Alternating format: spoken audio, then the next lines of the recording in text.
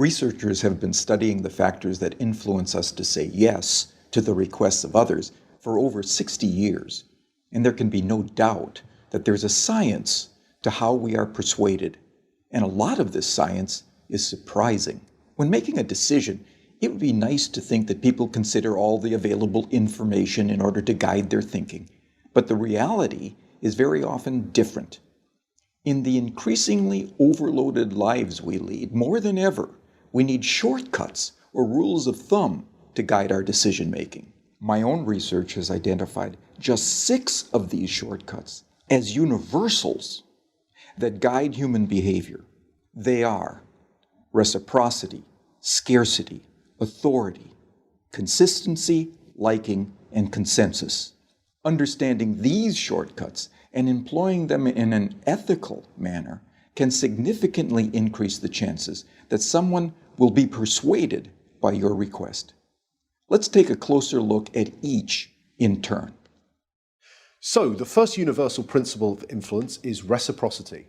Simply put, people are obliged to give back to others the form of behavior, gift, or service that they have received first. If a friend invites you to their party, there's an obligation for you to invite them to a future party you are hosting. If a colleague does you a favor, then you owe that colleague a favor. And in the context of a social obligation, people are more likely to say yes to those that they owe. One of the best demonstrations of the principle of reciprocation comes from a series of studies conducted in restaurants. So the last time you visit a restaurant, there's a good chance that the waiter or waitress will have given you a gift, probably at about the same time that they bring your bill. A liqueur perhaps, or a fortune cookie, or perhaps a simple mint. So here's the question: does the giving of a mint have any influence over how much tip you're going to leave them? Most people will say no, but that mint can make a surprising difference. In the study, giving diners a single mint at the end of their meal typically increased tips by around 3%. Interestingly, if the gift is doubled and 2 mints are provided, tips don't double. They quadruple, a 14% increase in tips. But perhaps most interestingly of all is the fact that if the waiter provides 1 mint, starts to walk away from the table, but pauses, turns back, and says, "For you nice people, here's an extra mint," tips go through the roof, a 23% increase, influenced not by what was given, but how it was given. So the key to using the principle of reciprocation is to be the first to give and to ensure that what you give is personalized and unexpected. The second universal principle of persuasion is scarcity. Simply put, people want more of those things they can have less of. When British Airways announced in 2003 that they would no longer be operating the twice-daily London-New York Concorde flight because it had become uneconomical to run, sales the very next day took off. Notice that nothing had changed about the Concorde itself. It certainly didn't fly any faster, the service didn't suddenly get better, and the airfare didn't drop. It had simply become a scarce resource, and as a result, people wanted it more. So when it comes to effectively persuading others using the scarcity principle, the science is clear. It's not enough simply to tell people about the benefits they'll gain if they choose your products and services. You'll also need to point out what is unique about your proposition and what they stand to lose if they fail to consider your proposal. Our third principle of influence is the principle of authority, the idea that people follow the lead of credible, knowledgeable experts. Physiotherapists, for example, are able to persuade more of their patients to comply with recommended exercise programs if they display their medical diplomas on the walls of their consulting rooms. People are more likely to give change for a parking meter to a complete stranger if that requester wears a uniform rather than casual clothes. What the science is telling us is that it's important to signal to others what makes you a credible, knowledgeable authority before you make your influence attempt. Of course, this can present problems. You can hardly go around telling potential customers how brilliant you are, but you can certainly arrange for someone to do it for you.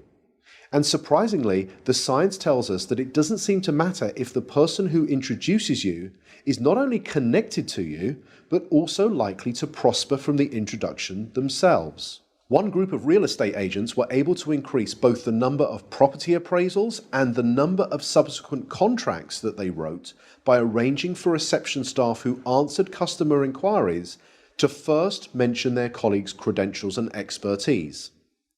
So, customers interested in letting a property were told, "Lettings?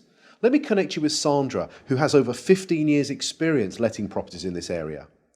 Customers who wanted more information about selling properties were told, "Speak to Peter, our head of sales. He has over 20 years' experience selling properties. I'll put you through now."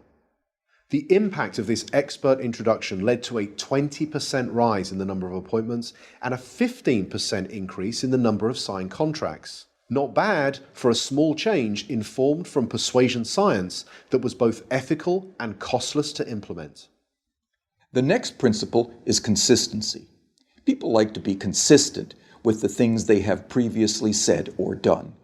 Consistency is activated by looking for and asking for small initial commitments that can be made.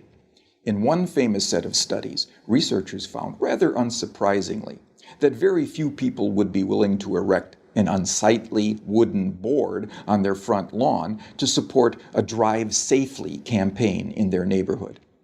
However, in a similar neighborhood close by, 4 times as many homeowners indicated that they would be willing to erect this unsightly billboard.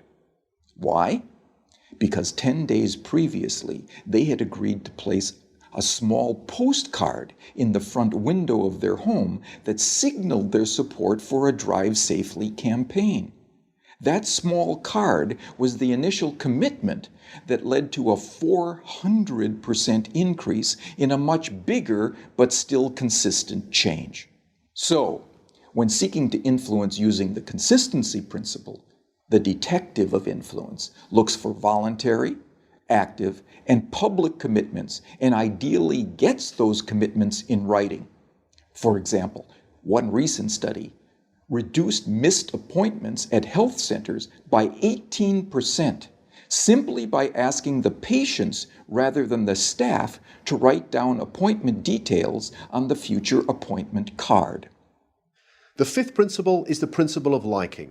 People prefer to say yes to those that they like. But what causes one person to like another? Persuasion science tells us that there are 3 important factors. We like people who are similar to us, we like people who pay us compliments, and we like people who cooperate with us towards mutual goals. As more and more of the interactions that we are having take place online, it might be worth asking whether these factors can be employed effectively in, let's say, online negotiations. In a series of negotiation studies carried out between MBA students at 2 well-known business schools, some groups were told, "Time is money, get straight down to business." In this group, around 55% were able to come to an agreement. A second group, however, were told, "Before you begin negotiating, exchange some personal information with each other. Identify a similarity you share in common, then begin negotiating." In this group, 90% of them were able to come to successful and agreeable outcomes that were typically worth 18% more to both parties. So to harness this powerful principle of liking, be sure to look for areas of similarity that you share with others and genuine compliments you could give before you get down to business. The final principle is consensus. Especially when they are uncertain, people will look to the actions and behaviors of others to determine their own. You may have noticed that hotels often place a small card in bathrooms that attempt to persuade guests to reuse their towels and linen. Most do this by drawing a guest's attention to the benefits that reuse can have on environmental protection. It turns out that this is a pretty effective strategy, leading to around 35% compliance. But could there be an even more effective way? Well, it turns out that about 75% of people who check into a hotel for 4 nights or longer will reuse their towels at some point during their stay. So what would happen if we took a lesson from the principle of consensus and simply included that information on the cards and said that 75% of our guests reuse their towels at some time during their stay, so please do so as well. It turns out that when we do this, towel reuse rises by 26%. Now imagine the next time you stay in a hotel, you saw one of these signs. You picked it up and you read the following message. 75% of people who have stayed in this room have reused their towel. What would you think? Well, here's what you might think. I hope they're not the same towels. And like most people, you'd probably think that this sign will have no influence on your behavior whatsoever. But it turns out that changing just a few words on a sign to honestly point out what comparable previous guests have done was the single most effective message, leading to a 33% increase in reuse. So, the science is telling us that rather than relying on our own ability to persuade others, we can point to what many others are already doing, especially many similar others. So there we have it, 6 scientifically validated principles of persuasion that provide for small, practical, often costless changes that can lead to big differences in your ability to influence and persuade others in an entirely ethical way. They are the secrets from the science of persuasion.